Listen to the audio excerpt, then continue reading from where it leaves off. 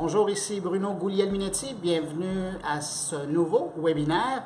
Aujourd'hui, on vous parle de questions juridiques, mais on s'arrête particulièrement sur le droit à l'Internet, le droit et les sites web. Et vous allez voir, c'est fascinant parce qu'il y a tellement d'angles au niveau du droit et de l'utilisation de l'Internet dans toutes ses déclinaisons qu'on a la matière pour les 30 prochaines minutes. Pour ce faire, j'ai avec moi Frédéric Letendre. Bonjour Frédéric. Bonjour. Frédéric qui est avocat et fondateur, et donc associé puisqu'il est fondateur du cabinet Ulex. Merci d'être là parce que, je le disais avant qu'on commence le webinaire, depuis 1994, ces questions-là de droit reliées à l'Internet, c'est d'actualité. Exact. Parce que l'Internet évolue. Bon, il y a arrivé des blogs, des réseaux sociaux, la vidéo qui a pris de l'importance. Et on est toujours, comme créateur de site web, comme créateur de contenu, on est toujours challengé par rapport à qu'est-ce qu'on peut utiliser, comment on peut l'utiliser, c'est quoi la portée de nos publications. Alors, quand on est un entrepreneur et qu'on décide d'utiliser ces outils-là pour se présenter, il y a tellement de choses qui sont reliées à ça. Exact. Et ce qui est intéressant, c'est que les gens souvent sous-estiment l'aspect juridique en disant ben l'aspect juridique se limite essentiellement aux petites notes qu'on retrouve en bas des pages ou des sites. Ce qu'on appelle en bon français les disclaimers. Exact. Et c'est beaucoup plus que ça. Tu parlais de 94, c'est l'année où j'ai commencé à pratiquer, puis j'ai commencé à pratiquer en faisant du web, de ce qui était à l'époque, puis c'est vraiment ce qui m'a allumé et j'en fais depuis ce temps-là. Donc, puis les questions ou les sujets dont on va parler aujourd'hui, c'est des questions et des sujets qui nous sont amenés régulièrement par les clients depuis une vingtaine d'années. Donc, on est dans très concret. Ça va être très, très, très concret. Et moi, j'ai entendu parler de tes conférences, parce que tu donnes des conférences sur le sujet. Et quand on parle des conférences, on dit, on a peur. Parce qu'il y a tellement d'histoires où des gens d'affaires, des gens qui produisent du matériel sur Internet se sont pris les pieds dans des fleurs pour des détails. Exact. Alors, comment on arrive à... C'est quoi ton approche par rapport au droit et à l'Internet? Évidemment, je ne veux pas rentrer dans un cours de droit puis faire quelque chose de trop stratosphérique, mais le droit est toujours à la remorque de la société. Donc ici, le droit est à la remorque de l'Internet, qui bouge à une vitesse phénoménale. Et à travers les années, on a vu, par exemple, il y a eu des tentatives de réglementation, par exemple, où on voulait encadrer un petit peu le web, et on se limitait, par exemple, à définir dans des lois des contraintes technologiques. Mais le temps que la loi soit discutée, votée, adoptée, tout ça, bien déjà les contraintes technologiques étaient complètement dépassées. Donc, on va déjà vers une approche plus générale de concept. Ensuite, je crois qu'il faut être relativement permissif, c'est-à-dire qu'on va prendre le droit qui existe puis on va l'adapter à notre nouvelle réalité. Donc, est-ce qu'il y a un poids à la jurisprudence? Tout à fait. Est-ce que c'est ça qui prime par rapport au droit... Ben, je vais te donner une belle réponse d'avocat, oui et non. J'avais peur à celle-là. Oui et non, parce que ça va dépendre du pays dans lequel tu te trouves. D'accord. Ça, c'est aussi un autre angle. Oui, et là, je ne veux pas faire de politique, mais au Québec, qui n'est pas un pays, mais il y a des lois et on a un système civiliste. Donc, tout est codifié. Et la loi a une très, très grande importance. Dans les pays de common law, le système est complètement différent et la jurisprudence prend une place beaucoup plus importante parce que c'est la jurisprudence qui fait le droit. Bon.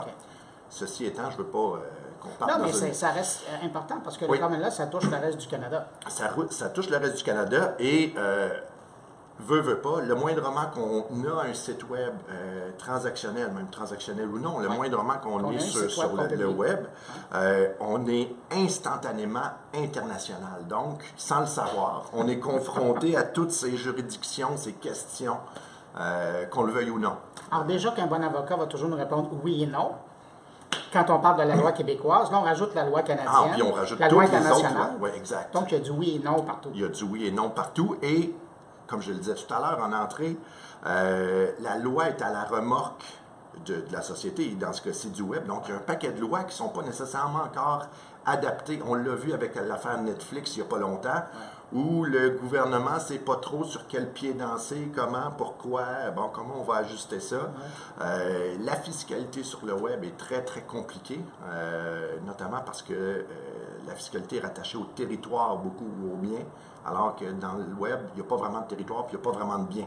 Et quand on va démystifier un truc Oui. avec ça, moi j'avais toujours compris que quand on vient le temps de déterminer si une loi s'applique ou pas, Oui. on se base presque tout le temps sur où est la localisation de l'éditeur du site.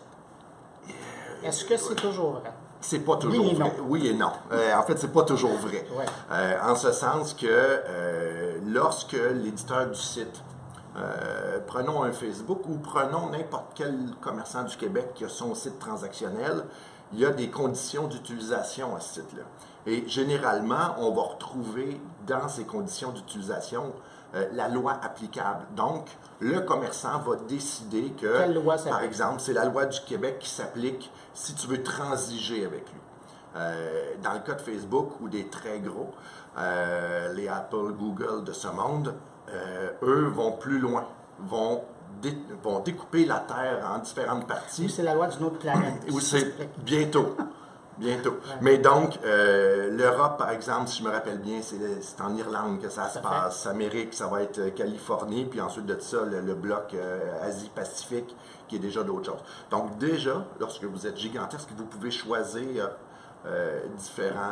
différentes lois, différents endroits où pourraient être tenus des procès, le cas échéant. Mais il faut quand même avoir pignon sur rue dans ces pays-là pour pouvoir demander d'être... Je te dirais pas nécessairement, encore une fois. OK, il faut avoir une boîte postale peut-être? Peut-être. Peut-être, OK. Mais non, effectivement, c'est bien d'avoir un facteur de rattachement à ce pays-là. En tout cas, devant un juge, ça prend... Parce qu'à un moment donné, il faut que tu expliques pourquoi tu te retrouves en Irlande ou en Afrique du Sud alors que tu n'as rien là-bas. Là. Ou c'est comme, il y a l'Estonie qui a récemment créé la citoyenneté e-estonienne, Exact. qui permet à des gens d'affaires Ouais. d'avoir des entreprises, en guillemets, virtuelles à partir de ce pays-là, pour être sous la législation e-estonienne, et qui est assez légère, en fait. Oui, mais c'est ça. Ça va ouvrir une autre, comment je pourrais dire, un autre chapitre du Far West sur le web. Frédéric, là, maintenant qu'on a fait cette entrée en matière et là qu'on a ébranlé un peu la confiance des gens, je veux aller sur des cas très concrets. C'est des questions qui, tout à l'heure, tu le disais, c'est des questions, tu reçois beaucoup de questions depuis longtemps de ta clientèle. On va y aller sur des questions très spécifiques qui vont répondre et qui vont probablement faire, raise their eyebrow, là, faire sourciller les gens, voilà, qui vont nous entendre. Donc, si on, catégorie, c'est un quiz. Est-ce que je gagne quelque chose à la fin? Ah, mon estime. Ah, tu l'as ben là. déjà, ça va bien. Catégorie contenu, images, son et texte. Oui. Bon. Première question. Puis-je utiliser n'importe quel contenu pour créer mon site? Là, je parle de photos, de musique, de vidéos. Bon. La légende urbaine. Et on t'a pas le droit à oui et non. Oui, c'est ça. Ça fait que je commence par la légende urbaine. Oui. C'est un peu la même chose. Mais au moins, on n'entend pas oui ou non. Bon. La légende urbaine veut que, effectivement, c'est sur le web, on peut aller le chercher puis le mettre sur notre site ou l'utiliser à n'importe quelle sauce. Or, c'est pas ça du tout. La loi sur le droit d'auteur gère toutes ces questions-là de photos, de dessins, de films, de vidéos, de musique, de son, toute œuvre de droit d'auteur. Et les lois, tant canadiennes qu'ailleurs dans le monde, c'est ça que j'ai été bien important, ne permettent pas l'utilisation par n'importe qui, n'importe comment, de n'importe quand, de n'importe quel contenu. Ouais. Donc, vous trouvez une photo extraordinaire sur le web, vous ne pouvez pas juste faire un copier-coller et le mettre sur votre site web. Minimalement, elle appartient à quelqu'un. Elle appartient à quelqu'un, il faut une autorisation généralement. D'accord. Okay? Je dis généralement parce qu'il y a des exceptions. Okay. Puis on ne va pas rentrer non plus dans une grande liste. Mais il y a deux plateformes que j'aime bien lorsque je cherche des contenus justement libres de droit. Ça ne veut pas dire qu'ils appartiennent à personne, mais on peut les utiliser dans un certain contexte sans payer de droit. Il y a tout l'univers Creative Commons qui est intéressant. Et il y a également archive.org qui, en fait, inventorie, collige l'ensemble. Collige un nombre incroyable d'œuvres libres de droit, c'est-à-dire au Canada, ce seraient des œuvres qui existent depuis plus de 50 ans suivant la mort de son concepteur. Donc, ils sont devenus du domaine public. Ils sont dans le domaine public. Donc, vous pouvez, à certaines conditions, utiliser ces images-là qui sont donc libres de droit, qui sont rendus pour archive.org dans le domaine public. Creative Commons ne sont pas nécessairement dans le domaine public, mais vous pouvez les utiliser sans frais. Contrairement, par exemple, à des photos qu'on pourrait aller chercher sur du iStock ou Getty Image, où là, il faudrait payer une licence.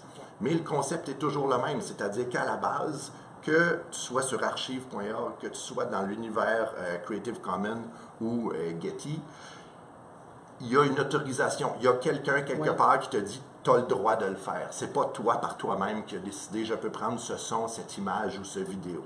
Okay. Pour revenir sur une partie de ta réponse, quand on fait affaire avec des endroits où on achète, là, Getty, c'en est un, c'est assez clair, la licence, le droit d'utilisation. Si moi je trouve une photo qui est belle sur Google, j'arrive à contacter la personne qui l'a fait. Est-ce que de lui dire que c'est pour une utilisation sur Internet, sur Facebook, c'est assez? Ou est-ce que il pourrait m'arriver en disant, non mais moi je vous donne juste l'utilisation au Québec, mais vous n'avez pas le droit d'utiliser ailleurs? Est-ce que ça pourrait arriver? Ça pourrait arriver. C'est-à-dire que... Donc il faut sécuriser les droits pour partout. Complètement. Okay. Et les différentes lois en matière de droit d'auteur sont assez claires à ce sujet-là. Au Canada, par exemple, si vous voulez acquérir une œuvre, dans l'exemple ici, une photo, là, ça va aller plus loin. Ça prend l'autorisation écrite du propriétaire ou de l'auteur de l'œuvre. Et pour une licence, donc un droit d'utilisation avec certaines contraintes, l'exemple que tu utilises, tu peux donc utiliser une photo pour le Québec pendant 3 ans pour vendre des chouclaques. Okay? Ben là, idéalement, on aurait un écrit. La loi ne l'oblige pas. Mais donc, la personne qui va recevoir ce droit-là va juste pouvoir utiliser cette photo-là dans ce contexte-là. Et c'est ça. Donc, si mes chouclaques ont beaucoup de succès, puis que je décide d'ouvrir une boutique et de faire un énorme panneau publicitaire dehors ou une brochure, j'ai pas le droit. Il faut que je leur demande une permission pour le mettre sur d'autres plateformes. Je vais te donner un exemple concret qui n'est pas dans le web, mais qui s'applique tout à fait ici. Il y a une grande chaîne d'épicerie connue au Québec qui a, à la fin des années 90, début 2000, fin 90, ouvert un premier magasin, une première grande épicerie, plutôt dans le nord de Montréal, et a fait faire une immense fresque, un immense dessin par un illustrateur québécois connu. Ils ont beaucoup aimé ça, ça a fonctionné. Ils ont ouvert d'autres épiceries de ce style et ils ont repris la fresque qu'ils ont mis dans les autres épiceries. Sans demander la permission. Ben, qu'est-ce qui est arrivé? On a écrit une sympathique lettre à la société en leur disant, mais écoutez, vous avez acheté les droits pour une reproduction qui était dans ce mur-là, exactement à cette place-là. Vous n'avez pas acheté le droit de reproduire cette œuvre-là dans vos autres épiceries. Okay? Et ils ont payé une compensation à l'illustrateur dans ce contexte-là. Ce serait la même chose sur le web. Et d'ailleurs, c'est tellement vrai que Getty, qui est très agressif au niveau de la protection des images qu'il gère, envoie régulièrement des mises en demeure à des internautes qui utilisent de façon, par exemple, illégale ou inappropriée leur contenu. Donc, dans le fond, ce que je comprends, c'est que ce qu'on achète, c'est une licence d'utilisation pour une plateforme, pour un contexte. On achète le droit de faire une chose particulière sur un territoire, une durée. Bon, il y a certaines contraintes, mais c'est vraiment ça. Donc, si on n'a pas ça, on ne peut pas utiliser l'image. Il y a quelques exceptions, mais de façon générale, puis on va rester très stratosphérique, là, très... Pour un site d'affaires, voilà. C'est ça. Autre question. Il y a beaucoup de gens qui utilisent maintenant WordPress, c'est le gros joueur, là, pour faire leur site web. Quand on utilise WordPress, évidemment, il y a les gabarits gratuits, ce qu'on appelle les templates en bon français. Ça, on s'entend que si on décide d'utiliser ça, il y en a un risque d'avoir d'autres qui l'utilisent. Mais sur WordPress, on trouve aussi des gabarits qui sont payants. C'est-à-dire qu'on paie 75 $, 125 $ et on peut l'utiliser. Mais est-ce qu'en payant ce montant-là, on devient propriétaire de ça et donc personne d'autre peut s'en accaparer et personne ne peut avoir un site comme le nôtre? Généralement pas. Et ça, c'est vrai pour la plupart des sites qui offrent des contenus. On parlait de Getty tout à l'heure, on parle de WordPress. Généralement, ce sont des licences d'utilisation. Donc, vous payez X centaines ou milliers de dollars pour une image, un contenu, une musique. Vous n'en devenez pas propriétaire. Et vous n'aurez pas l'exclusivité, généralement, sur ces contenus-là. Si vous voulez avoir un site qui vous appartient qui est original et que vous êtes sûr qui ne sera pas reproduit par quelqu'un d'autre, ben, engagez un programmeur, programmez votre site en Drupal. Avec un graphiste. Puis ça va être ça. Et là, puis il faut faire attention à une chose, parce que là, vous pourriez engager votre programmeur Drupal qui va vous monter votre site. S'il ne vous a pas cédé ses droits dans le code, même si vous l'avez payé, il demeure propriétaire de votre site web. Donc, en fait, de toute la programmation. De la programmation, c'est ça. Oui, mais c'est intéressant comme point. Alors, si, et puis disons que ce programmeur-là a développé un widget, une application là, qui fait que notre site est beaucoup plus facile au niveau du transactionnel. Exact. Si on trouve la même mécanique chez un concurrent, qu'est-ce qu'on fait? Ça va dépendre de l'entente que tu as avec ce programmeur-là ou cette agence-là. Est-ce que vous conseillez d'acheter son code? Ça va dépendre beaucoup de... écoute, il y a tellement de facteurs. D'un, le prix, ultimement. Est-ce que ce prix-là vaut la peine dans le contexte? Est-ce qu'il y a un avantage concurrentiel? Est-ce qu'il y a un avantage concurrentiel? Est-ce que votre produit est tellement bon que de toute façon, vous allez rentabiliser cet investissement-là? Ou vous êtes aussi bien de lui payer une licence qui va être beaucoup moins chère au mois, par exemple. De toute façon, dans 2 ans, vous allez devoir faire une refonte de votre site. Parce que la plateforme, il va y avoir des mises à jour, parce que ce ne sera plus les couleurs à la mode, parce que vous allez avoir pivoté avec votre entreprise, puis vous ne vendez plus des chouclaques, mais vous êtes rendu le spécialiste de la gougoune. Hein? C'est tendance. Bien, nécessairement. Là, l'hiver, ça va être un peu plus difficile, mais quand même. Donc, dans ce contexte-là, est-ce que ça vaut la peine de payer un 50 000 $? Parce que des fois, c'est ça, 50 000 plus, dépendant des sites.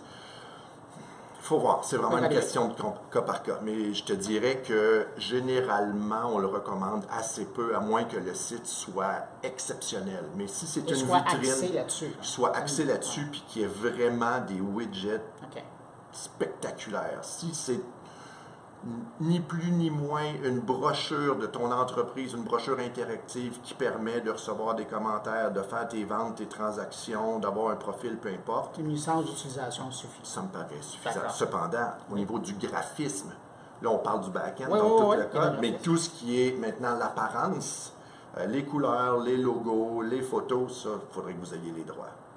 Ça serait bien. On change de catégorie. Nom de domaine. Oui. Et ça, il y en a une bonne parce que j'ai bien l'impression qu'il y a des gens qui vont être un peu surpris. Est-ce que mon nom de domaine m'appartient? Pas du tout. Ça, tu ne voulais pas de oui, non, là? Ben, c'est non. C'est comme un numéro de téléphone. Vous avez un téléphone cellulaire, certains ont encore un téléphone filaire à la maison. Donc, c'est la même chose. Vous louez dans une certaine mesure. C'est encore le principe de la licence, dans le fond. C'est encore le principe de la licence. Donc, personne n'est propriétaire de son nom de domaine, même s'il y a des règles qui s'appliquent à l'attribution des noms de domaine et que vous pourriez, à la limite, empêcher quelqu'un d'avoir un nom de domaine qui est trop similaire au vôtre. C'était ma prochaine question. Mais donc, on n'est pas propriétaire de notre nom. Pas propriétaire, non. Donc, vous signez avec votre registraire, GoDaddy, ACEI, peu importe. Et vous avez, puis vous le savez, là, vous payez une vingtaine de dollars pour un nom de domaine pour 1 an, généralement, à moins qu'il soit super populaire. Et là, les milliers de dollars, c'est ça. Donc, on peut avoir des noms de domaine relativement simples pour une vingtaine de dollars par année. C'est pour 1 an. C'est tout. Si, après 1 an, vous ne renouvelez pas votre licence, vous ne repayez pas votre frais annuel, il tombe dans le domaine public. Exact. Vous n'avez plus votre nom de domaine. Et là, on arrive à un cas où, puis vous l'avez évoqué, si quelqu'un reprend un nom qui était à nous, si quelqu'un prend un nom qui ressemble au nôtre, est-ce qu'on a des droits? Est-ce qu'on a des recours? Oui. Petite histoire rapide. On parlait de 94-95, l'espèce d'arrivée du web comme on le connaît à peu près aujourd'hui. ICANN, qui est l'organisme qui gère l'ensemble des noms de domaine notamment, j'imagine qu'à l'époque, ils ont eu le choix de dire, est-ce qu'on se fait un traité international des noms de domaine? Et là, c'est l'ONU qui va le gérer peut-être à travers l'OMPI, l'Organisation mondiale de la propriété intellectuelle. Dans 5 ans, on le saura. Puis peut-être qu'en 2020, on va avoir des signataires du traité, des pays signataires, ou on se fait quelque chose de privé. Et c'est ce qui est arrivé. Donc en 99, il y a des règles d'arbitrage qui ont été établies. Et pour faire une histoire courte et simple, chacun des registraires est soumis obligatoirement à ces règles d'arbitrage et chacun des clients, toi, moi, ceux qui nous écoutent, ont dans leur contrat avec leur registraire cette clause d'arbitrage-là, qui fait qu'effectivement, si un nom de domaine pose problème, quelqu'un pourrait porter plainte et faire geler le nom de domaine pour un certain nombre de jours, assez court, c'est 2 à 3 mois, et soumettre la question à un arbitre ou des arbitres qui, à l'intérieur de ce 60-90 jours, plus 90 jours, va devoir décider à qui appartient le nom de domaine, à toi, à moi, ou on l'enlève tout simplement. Okay? Donc, il y a eu une affaire relativement simple à comprendre. Yellow Page, Yellow Pages. Okay? Donc, quelqu'un il y avait les fameuses Yellow Pages. Quelqu'un a enlevé le S, a enregistré le .com et a commencé à faire quelque chose avec. Ils l'ont éventuellement perdu au profit de Yellow Pages. Et il a été reconnu que, par exemple, tu ne peux pas, pour concurrencer ou détourner de la clientèle ou offrir en vente aux propriétaires légitimes du nom de domaine des noms avec des tirets, des espaces, des S, pas de S, collés, décollés, toutes les combinaisons possibles. Okay? Donc, il y a quand même des critères. Les critères sont relativement simples pour bien protéger votre nom de domaine, en fait, puis ça, c'est un conseil en même temps. Idéalement, on aurait une marque de commerce associée au nom de domaine. Ça, c'est la meilleure sécurité. C'est la meilleure sécurité. Le nom de domaine est vraiment associé chez les gens de propriété intellectuelle à du nom de domaine. Et d'ailleurs, dans les règles d'arbitrage, on le prévoit. Premier critère, as-tu une marque de commerce? Je reviens à ce qu'on disait un petit peu plus tôt. Dépendant si tu te trouves dans un pays plutôt civiliste ou plutôt de droit anglais, de common law, la marque de commerce de common law va exister. Donc, au Canada, on est un pays de droit anglais. Puis je ne fais pas de politique, là, c'est juste un constat. Là, bon. Donc, pays de droit anglais, la marque de common law existe. Donc, la marque d'usage, on n'a pas besoin d'enregistrer la marque pour qu'elle soit considérée comme une marque de commerce. Or, en Europe continentale, par exemple, et les anciens, les pays qui étaient sous influence de l'Europe continentale, Amérique du Sud, certains pays d'Afrique, certains pays d'Asie, qui sont plutôt civilistes, dans ce cas-là, il faut enregistrer la marque pour qu'elle existe. Donc, dépendant où on se trouve, puis dépendant quelle loi de quel pays on pourra utiliser dans nos démarches, bien, on aura une marque de commerce ou pas. Ensuite de ça, on parle d'un droit légitime. Un droit légitime pourrait être au Québec, par exemple, enregistrer votre nom de domaine ou vos marques de commerce ou les noms de vos produits, services, les noms sous lesquels vous faites affaire au Québec au registraire des entreprises du Québec, qui est un registre public. On pourrait éventuellement se servir de ce registre-là en disant, regardez, je fais réellement affaire sur mon territoire sous ce nom-là. Et enfin, dernier critère, est-ce que le mécréant a enregistré le nom de domaine de mauvaise foi et est-ce qu'il l'utilise de mauvaise foi? Est assimilé à de la mauvaise foi, t'enregistres un nom de domaine pour le revendre à son propriétaire légitime. T'enregistres le nom de domaine pour détourner de la clientèle. T'enregistres le nom de domaine pour jouer le rôle de troll un peu. Okay? Donc ça serait probablement associé à de la mauvaise foi. À l'inverse, et il y a une décision assez intéressante il y a plusieurs années, des employés de Walmart ont créé un site qui s'appelle walmartsocks.com. Et Walmart, pas très content, un peu sensible, n'est-ce pas, a essayé de faire retirer ce nom de domaine-là. Et les arbitres ont dit non, écoutez, c'est pas pour détourner de la clientèle. S'ils n'ont pas essayé de vous revendre le nom de domaine, ils s'expriment, liberté d'expression. Et vos employés, ex-employés peuvent conserver ce nom de domaine-là. Vous avez juste à mieux traiter vos employés. Ça, c'est mon commentaire éditorial. C'était pas écrit comme ça. C'était pas dans la loi. Pas... Mais donc, c'est un petit peu ça. Alors, si on veut bien faire les choses, on va avoir notre nom de domaine. Idéalement, on aurait une marque de commerce. Puis, très, très idéalement, au Québec, du moins, tous nos noms de domaine, les noms des produits et services sous lesquels qu'on vend et les noms d'entreprises sous lesquels on fait affaire, nos divisions, tout ça, seraient vraiment inscrits au REC. Et ça, c'est gratuit. Les gens peuvent le faire eux-mêmes. Pas besoin d'engager un avocat, c'est public, c'est là, c'est un excellent moyen de commencer une protection simple. Puis il y a eu on parlait de le troisième aspect, c'est-à-dire que des gens qui utilisent, mais pas nécessairement dans une utilisation malveillante. je pense, c'était avant les années 2000, il y avait un chanteur américain, si ma mémoire est bonne, je pense que c'est Bruce Springsteen, qui, son nom de domaine avait été pris, brucespringsteen.com, et il avait perdu en cours, imaginez, on parle d'un nom de famille, là, il avait perdu en cours parce que c'était un fan qui l'avait acheté, et lui l'utilisait pour donner des nouvelles du chanteur. C'était un fan club. C'est ça. Se faire enlever son propre nom, Oui. puis ça arrive, c'est pour ça que c'est important. Sting s'est fait faire en fait, Exactement, Sting a essayé Sting de récupérer son nom de domaine et on parlait d'utilisation légitime tout à l'heure. C'est un jeune homme d'un village en Angleterre qui avait enregistré Sting.com et il a gagné parce qu'il a réussi à démontrer que c'était son vrai surnom dans son patelin. McDonald's a vécu ça, où il y avait un Sir McDonald qui habitait en Angleterre et l'entreprise, elle, voulait avoir son nom, évidemment, McDonald.com, et finalement, ça s'est réglé hors cours et ça a coûté cher à McDonald's pour rapatrier. C'est souvent. Mais ça, c'est ça. C'est intéressant de savoir que c'est pas parce que c'est son nom d'entreprise ou son modèle de chouclac à un moment donné, ça nous appartient par défaut. Et en intro, on le disait, là, le web, vous êtes instantanément international. Donc, du jour au lendemain, votre nom est confronté à l'ensemble des noms de la planète. C'est un peu épeurant, mais c'est fascinant en même temps. Là. Mais pendant qu'on est dans les noms, puis ça va être la dernière section, parce que on va refaire un autre webinaire avec vous, parce qu'il y a tellement de matériel à rouler. Rapidement, Google AdWords. Oui. Est-ce qu'on peut utiliser tous les mots pour faire une campagne? Par exemple, évidemment, je vends des chouclacs. C'est le plus beau modèle, là. Mais il y a quelqu'un de l'autre côté de la rue qui a décidé que j'avais tellement de succès qu'il veut faire aussi des chouclacs. Mais il y a un nom de compagnie. Est-ce qu'il pourrait prendre mon nom de compagnie, acheter le mot, et quand les gens cherchent le nom de mes chouclacs à moi, être dirigé vers chez lui? Bon. Tu me sembles un homme bien informé parce que le cas est déjà arrivé. Bon. Le chouclac? Non. OK. Quand même. AdWords. Okay. Non, farce à part. Les tribunaux canadiens puis internationaux ont eu à se pencher sur cette question-là parce que rapidement, les gens ont compris comment ça fonctionne. On peut penser à Pepsi et Coke, mettons.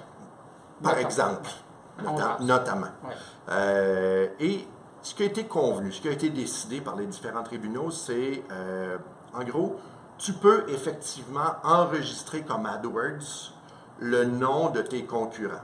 Marque de commerce, nom d'entreprise, le nom de leurs produits, peu importe. Tout ce qui s'apparente à tout ce qui pourrait s'apparenter à quelqu'un d'autre. Et bon, on parle de Google, mais c'est vrai pour les autres. Oui, pour les autres supports publicitaires. Exact. Donc, on le voit là, les AdWords ou les espaces publicitaires sont quand même disposés différemment que de l'information générale. Bon, donc, déjà, il y a un premier visuel. Dans ce premier visuel-là, il ne faut pas que la marque de commerce ou le nom de l'entreprise du concurrent apparaisse. D'accord. Donc, prenons Pepsi et Coke. Si Coke veut faire en sorte que lorsqu'on tape Pepsi, c'est ces pubs qui sortent, bon, bien, il va taper Pepsi, Pepsi-Cola, machin, il va tout associer à ça. Et ces pubs vont éventuellement sortir dans les endroits réservés. Lorsqu'on va cliquer sur la pub, ça va nous amener sur une page. Il ne faut pas que cette page-là mentionne les éléments appartenant au concurrent. D'accord. Donc, dans mon exemple, Coke veut détourner la clientèle de Pepsi. Nulle part, le mot Pepsi, les couleurs de Pepsi, l'ambiance Pepsi, le look and feel Pepsi va devoir apparaître sur la page de Coke. Il faut que ça soit clair que c'est une page de Coke. Oui. Okay. Bon. Pour que l'internaute moyen ne soit pas arnaqué quelque part, qu'il n'ait vraiment pas l'impression d'acheter A alors qu'il veut acheter B. Okay? Évidemment, ce qui a été essayé puis testé à plusieurs reprises à travers les années, il y en a qui ne se cassaient pas la tête. Là. Coke écrivait Pepsi, il y avait une pub Pepsi, tu cliquais sur la pub Pepsi puis tu tombais sur une page de Coke. Non, là, on tombe, ça crée des problèmes de marque de commerce, notamment. Et c'est complètement d'autres choses. Là. Mais si on utilise donc les mots pour draguer l'achalandage, c'est toléré pour l'instant. Frédéric, c'est fascinant. Puis c'est tellement plaisant de ne pas avoir une réponse oui et non de la part d'un avocat. Je vais en profiter. Écoutez, on va terminer là-dessus, mais je vous invite à poursuivre l'écoute des webinaires parce que la prochaine fois qu'on vous revoit, on va poursuivre la discussion avec Frédéric. Frédéric Letendre de chez le cabinet Ulex, merci beaucoup pour la participation. Quant à vous, merci d'avoir été là. Ici Bruno Gouliel-Minetti. Je vous donne rendez-vous au prochain webinaire. Au revoir.